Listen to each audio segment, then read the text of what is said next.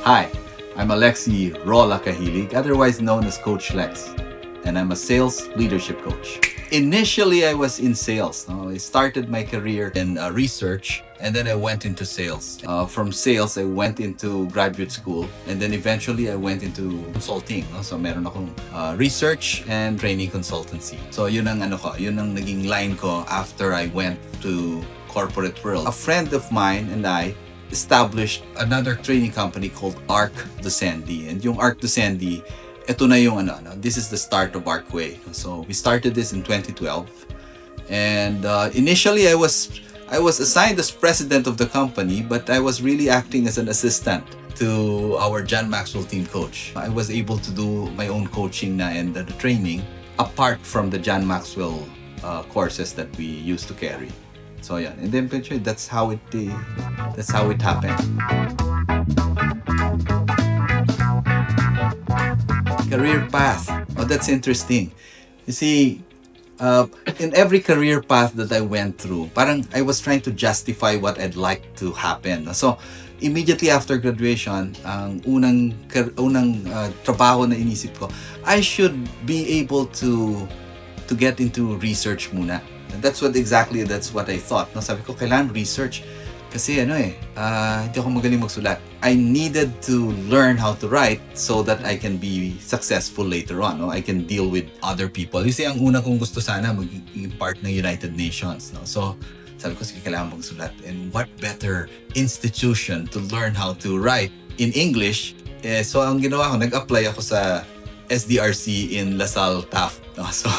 So sabi ko, matututo ako magsulat ng English. So that's where I started to work. I worked there I think for 2 years.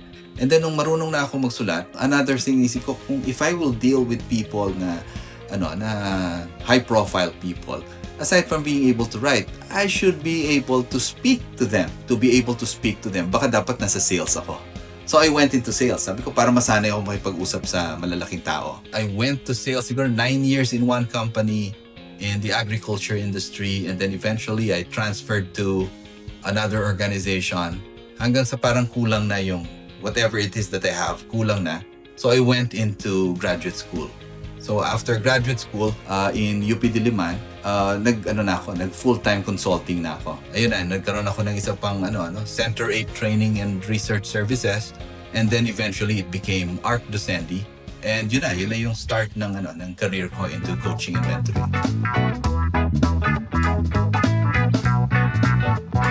Well, that's interesting kasi wala akong ma-pinpoint na specific tao na that I can use as a model for this, no? That the person that I really know. However, there's this one author na talagang made an impact on me. His name is John Maxwell, no? And yung mga books niya talagang I consumed it, yung mga sinulat niya. But there's this there's this one book that really really influenced me, that really made an impact on me.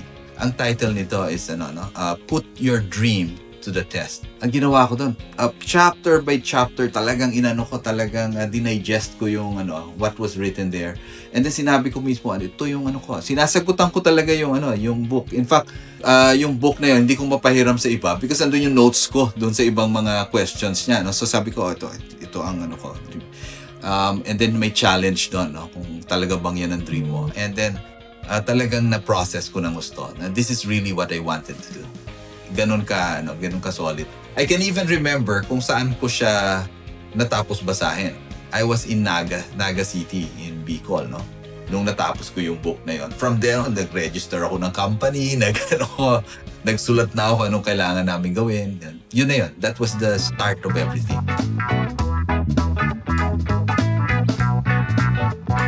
Okay, nung bata ako, siguro ganito. Nung bata ako, ang uso kasi noon pag bata ka, ang una kong naging pangarap maging sundalo. Sabi ng nanay ko, anak, huwag kang magsundalo, baka mamatay ka agad. So sabi ko, sige ma, magpupulis na lang. O ganun din yun, anak. Sabi, so wag ganon.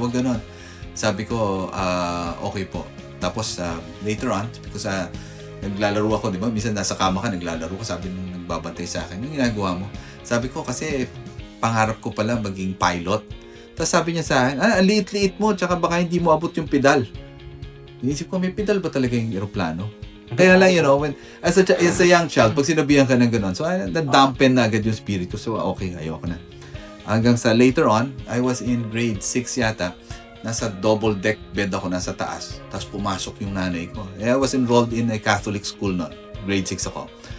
Binabasa ko yung misalit, doon sa double deck ako. Tapos pumasok yung nanay ko. Sabi niya, ano ba yung ginagawa mo? Sabi ko, tama-tama man, nasa offertory na tayo. Yung gano'n. Sabi niya, gusto mo ba magpare? Sabi niya gano'n. Tas tahimik lang ako nakatingin. Kasi lagi nga pag may sasabihin ako, kinukontra. Tas sabi niya, okay yun. Sabi niya gano'n. Maraming kotse yun. I had so many ambitions in life. This one, what I'm doing right now, this is not part of that ambition nung bata pa ako. So, eventually parang nag-evolve na lang siya. Yung pinaka-first ko na paid speaking engagement was somewhere in Taft, isang organization ng mga teachers. Ang in-invite ako to speak, no? Hindi sila teachers na basta, parang mga guidance counselors. Tapos they invited me to speak. The funny thing is that I was not really the one that they wanted to invite. They wanted to invite another coach, but he wasn't there. Para kung backup plan lang nila ako. So mula doon, sabi, kailan dadating si ganito? Sabi ko, hindi ko pa alam, baka next week pa. Sabi niya, kasi meron kaming, may, speaking engagement. Pwede bang ikaw? So parang medyo doubtful pa sila. Ako naman, medyo doubtful din. Pero sabi ko, sige. Yan. So that was it. Pero actually, that launched me into a lot of speaking engagements in different schools because of that one. No? Tapos I learned na yung coach na gusto nilang kunin was also a backup plan kasi hindi sila hindi available yung talagang coach na gusto nilang magturo. So third, no? Pero yun nga, but that's what was the good thing was that there was that opportunity. So I was able to grab that. Pagdating naman sa free, di ko maalala kung saan ako very first na nagturo na free. Ang dami kong pinuntahan kasi na libre. You see, no one wanted to hire us. So when you set up your own training company, tapos hindi ka naman kilala, hindi ka naman sikat, wala kang track record, wala rin gusto mag-hire sa'yo para magbayad. Pero willing sila na turuan mo sila for free. So what I did was I actually went to different branches ng ProLife UK and different offices ng ibang mga organizations, and I gave my training free of charge. 1 hour, 2 hour training. Para lang magkaroon ako ng pictures na nag-train ako. No? So, marami ba tao dyan? Sabi, maraming tao dito. Ano pa mga suot ng mga tao dyan? So, naka-coat yan. Gustong-gusto ko yun kasi mukha akong corporate trainer. Kasi yun ang gusto ko ma-advertise nila that I'm a corporate trainer. So, para lang magkaroon akong picture na nagtitrain ako sa mga tao, I grabbed every little bit of opportunity to train others. No? And that was the first year of Arc Docendi was actually mostly composed of free training programs. Sangay-sangay na. Yes, nagsangay-sangay na. But it was not an easy start, no? Because when I decided to resign, you see, before I became a trainer and before I studied, I was in sales. And I was in upper middle management position. So practically, I was operations manager of a huge program in our company. So in charge ako sa whole Philippines na operations for that unit, and yung sales basically dependent on that. No? So yun yung trabaho ko. No? Yung sweldo ko during that time was not so bad. I mean, back in 2008 yata, mga ganun, 2007, 2008, ang sweldo ko noon was about, if I can remember right, mga 54,000 pesos. But that was not bad. I mean, that was a big income na during that time, no? May sasakyan ka, libre yung gasolina mo, meron kang budget for pag biyahe ka. So, pero eventually, I realized I needed a shift kasi parang ito yung hinahamon.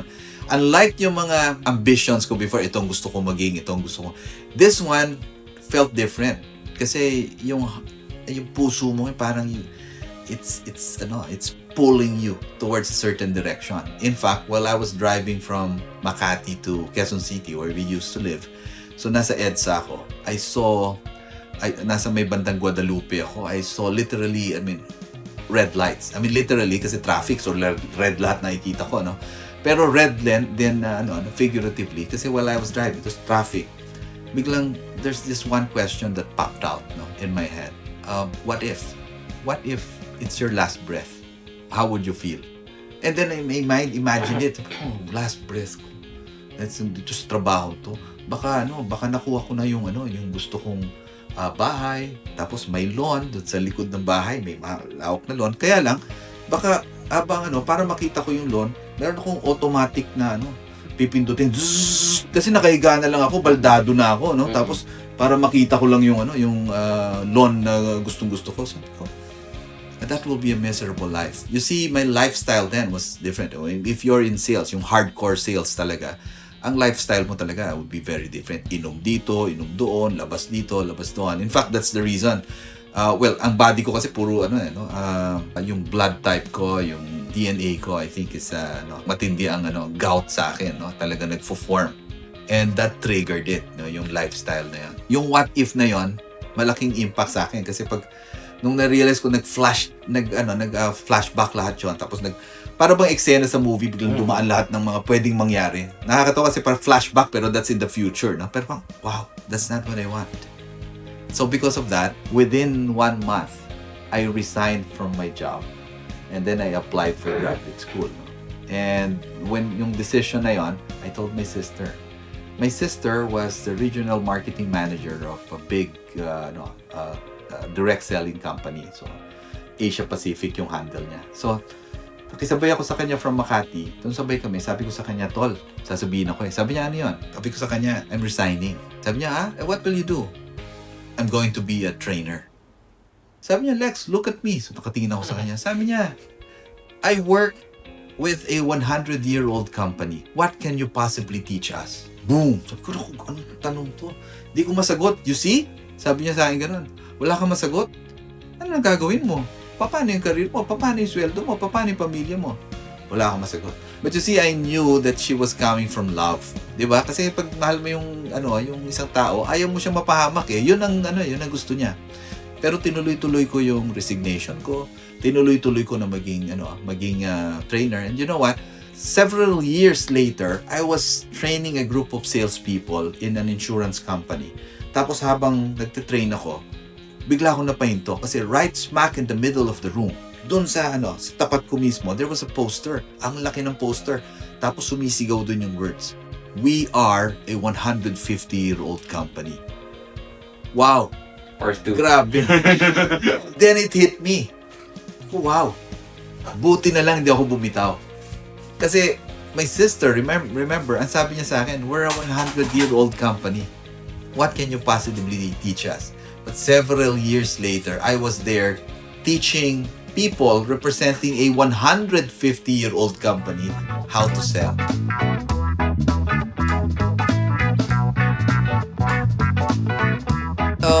In the first years of coaching and training and coaching, kasama sa struggle dito, syempre you don't have enough funds to push through, no? So if no one wants to hire you, how can you get those funds? I mean, how can you actually finance what you do? So that was one struggle. I mean, people see me on Facebook, wow, ganda ng suot, naka-coat, tapos naka-tie, tapos pero hindi nila alam, nagko-commute ako. Kasi that's the only way for me to do it eh. Tapos bago mag-commute, minsan ang haba pa ng nilalakad ko. Para lang nag-MRT. There was a time even, naka-backpack ako. Laki ng backpack kasi may projector sa loob. Andun na yung mga papel, andun na. Tapos, mag-MRT ako. Tapos pagbaba ko sa MRT, ang haba pa ng lalakarin ko. Just to be there, no? Doon sa client. Tapos pagdating ko doon, after ng training, hindi pa ako babayaran, no? Tapos, ang dami niyang sasabihin sa akin. Tapos parang walang bayad. So, sabi ko, grabe naman trabaho to. But, you see, akala nung iba kasi ang training and coaching, parang high profile na trabaho, madaling trabaho. But actually, pag nag-start ka, it's going to be a struggle. It's really a grind.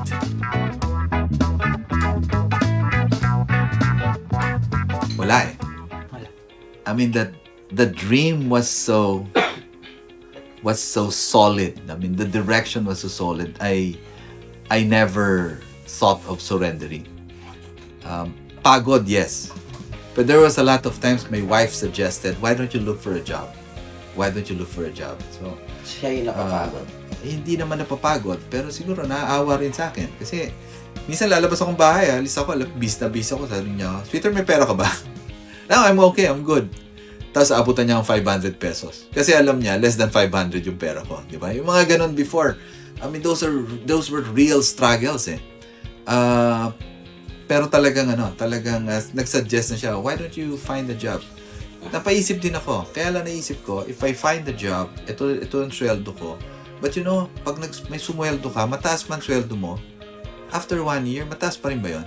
After 2 years, is it still viable salary? Maybe, pero hindi na siya ganun kataas.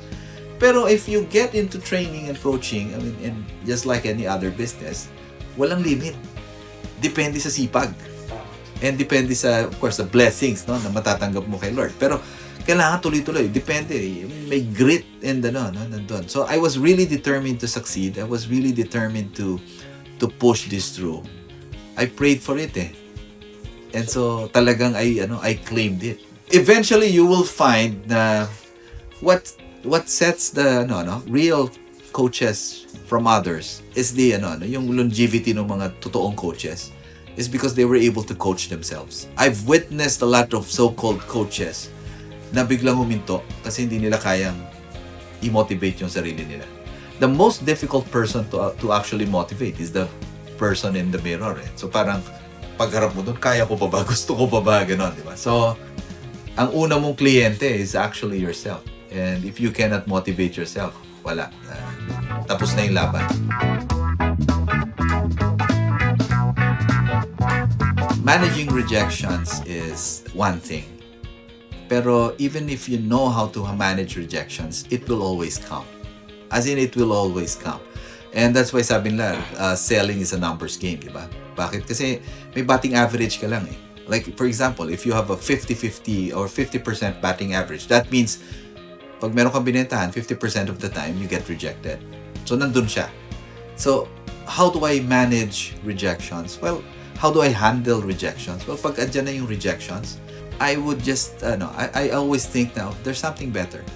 There's always something better. If this door closes, there's another one that will open. So parang, maybe this is not for me. At the same time, I try to learn from it. Ano yung ginawa ko that that didn't work? Para next time around, I learn from it. You see, we fail at every turn, but the best thing to do is, once you fail, you learn from it. Para next time, you become a bigger person.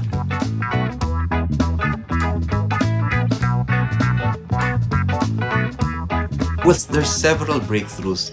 The others are parang pag inisip mo very small, pero actually para sa akin it was a turning point. One time I was training for free. Tapos nagto-train ako about leadership. I remember I had a friend who was doing the actual parang certificate courses, no. Ako parang pang plug in lang ako. But while I was doing my part, a general manager of a huge company who happened to be attending that seminar, informal seminar, approached me and he said, I like the way you did it. Can I hire you for my company? Sabi ko, maybe I should contact my friend because he's the certified. But no. I want you exactly. No, sabi niya, I want you. I like your style. I like your examples. I like the way you say things. It's you that we want to hire and we want you to do it. So parang yun, sa akin, that was a big breakthrough. Kasi imagine, para pagkatiwalaan ka ng GM, no? So think ko, maybe I have what it takes. Maybe there's something here. No? And then there were other breakthroughs. No? Yung like, one time, nandun ako sa province. Tapos we were training real estate professionals. So, pero bago ako mag-train, I was invited to join them for one event lang. Sabi ng president, Lex, are you really good? So what would you say? I mean, how would you handle that? Diba? So sabi ko, of course, sir, we're good. So are you sure you're good? Of course. Sabi niya, then you should agree with my condition. Sabi ko, what's your condition? Sabi niya, slash your rates and then pataasin mo yung benta. Pag tumaas ang benta, we'll give you bonus. usap kayo ng head of sales. But eventually, you know what, after several months, we hit the targets. And talagang ang laki rin ng kinita namin because of that. Sabi ko, I remember what I told him. Sabi ko, sir, it's easy to say that, pero may experience na ako dyan. Pag a few thousand pesos is easy to commit. But millions is a different story. Sabi niya, you try me. And so, totoo nga, no? Because I got paid millions afterwards, no? So, sabi ko, okay to. But parang bang tumatapang ka ng tumatapang. Another instance was, there was a training program na hindi ako sanay sa malaking, big ticket programs, no? So, hindi talaga ako sanay. So, one time, pinagawa ako ng proposal. So, magpe-present na daw ako in the afternoon. So, pinagawa ako ng proposal. Lumalampas ng 1 million. Hindi pa ako nakapagbenta ng training program na worth 1 million. So, sabi ko, paano kaya to? Rewrite ako ng rewrite. Hindi ko maisip. Tapos sabi ko, teka masyado nung mababa pag ganito. Hanggang sa eventually, lumampas pa rin ng 1 million. Tapos I was asked to present na in the afternoon. Present ko in the afternoon. Tapos pagka-present, sabi ng president, okay, finalize mo na with HR. Sabi ko, dapat pala, hindi ako nag-cash na. Hindi pa ako confident nun eh. No? But then, tinanggap niya yun. It was more than 1 million. So, those were examples of my breakthrough. And para bang, kaya ko pala. I realized now, this is the right path. Tama pala. Tama.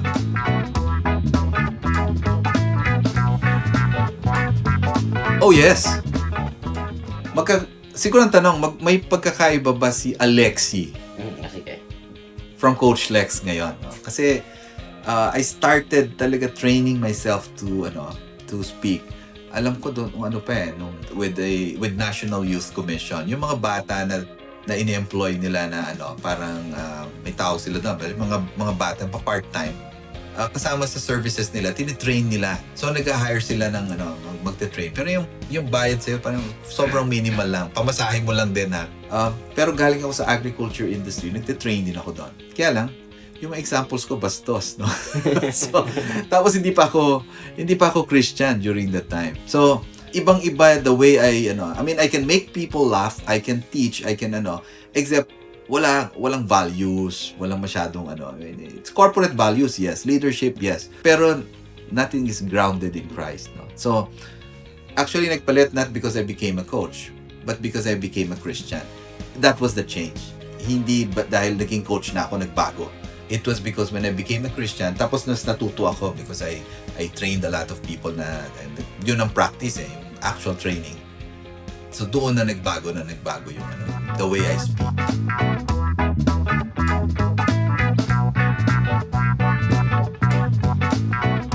Well, I'd like to think so. Yes.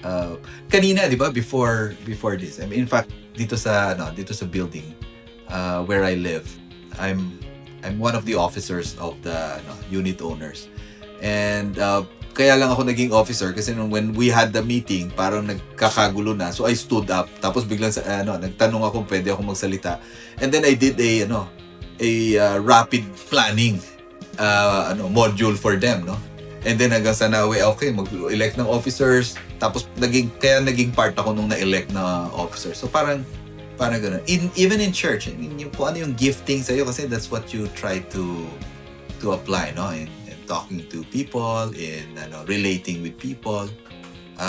Yun yung those are things na na-apply ko in real life. Hindi ka na nahihiya? Nahihiya pa rin. I think what's innate is that, yung nandun pa rin na syempre na may hiya pa rin, no? Kaya lang at the same time, meron ba ng tag sa'yo na parang, teka, may mga areas na you should be able to speak up.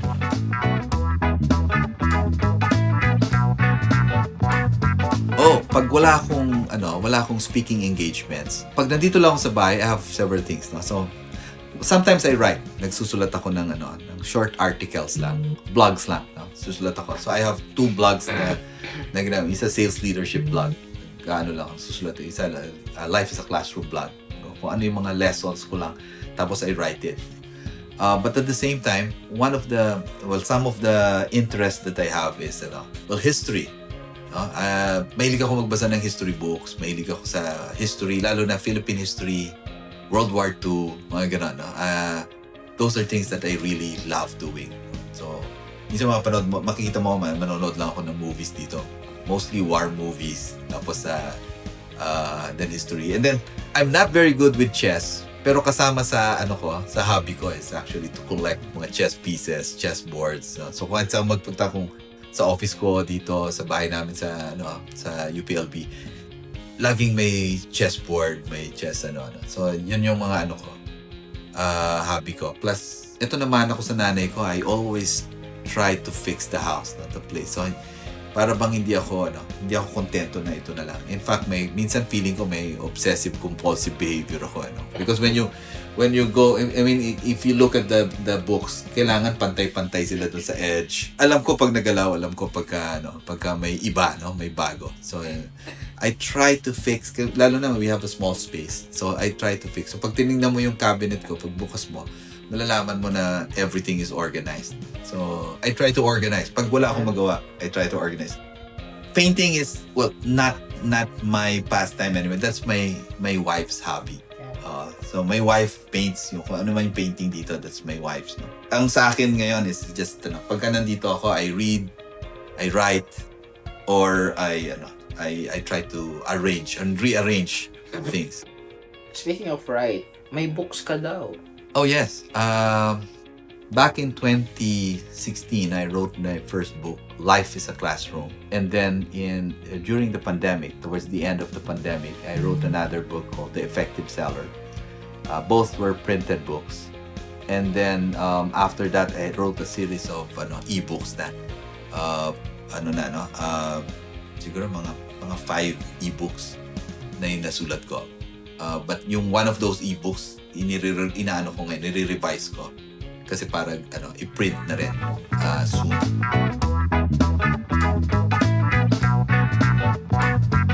Alright, that's an interesting question. Kasi nung una wala naman akong balak magsulat talaga ng libro.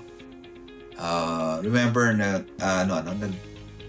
because of an opportunity with an organization, a group of teachers in guidance, parang mga group of guidance counselors. So na-open yung opportunity to speak sa schools. And I was trying to train the students using corporate style training. Naantok sila. The most most difficult audience ay yung mga estudyante. Libre na nga ang training. Ayaw pa boring ka. I mean, they will not listen to you. Tatayo sila, maipagkwentuhan sila, kakain sila, tatawanan sila, pero not because of what you're saying.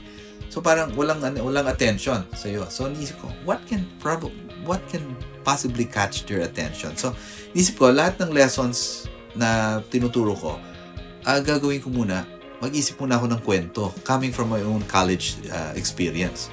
Tapos ito-draw ko yung lessons from there. So meron akong series of stories, tapos yun ang gagawin ko. Ito yung kwento ko nung college, magtatawanan sila, I'll catch their attention, ito lesson.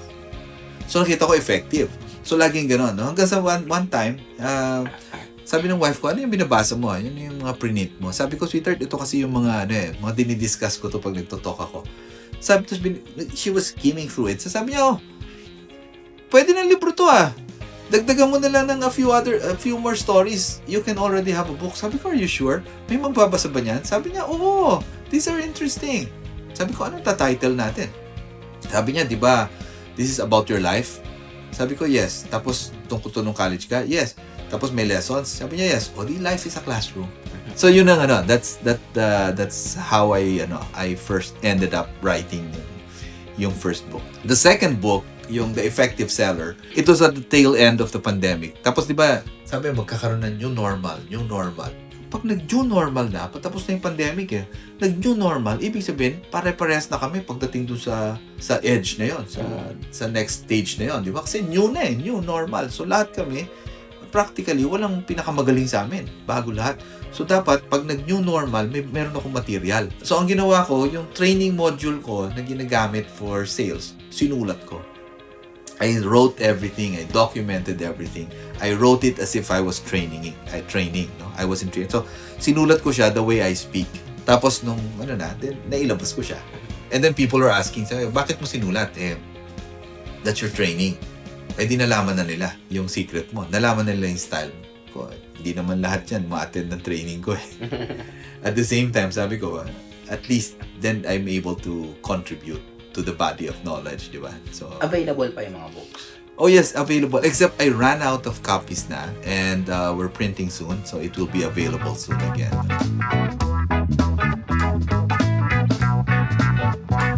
Sa young Coach Lex, well, just keep moving forward and then don't shrink in front of challenges. You will make it. Keep moving.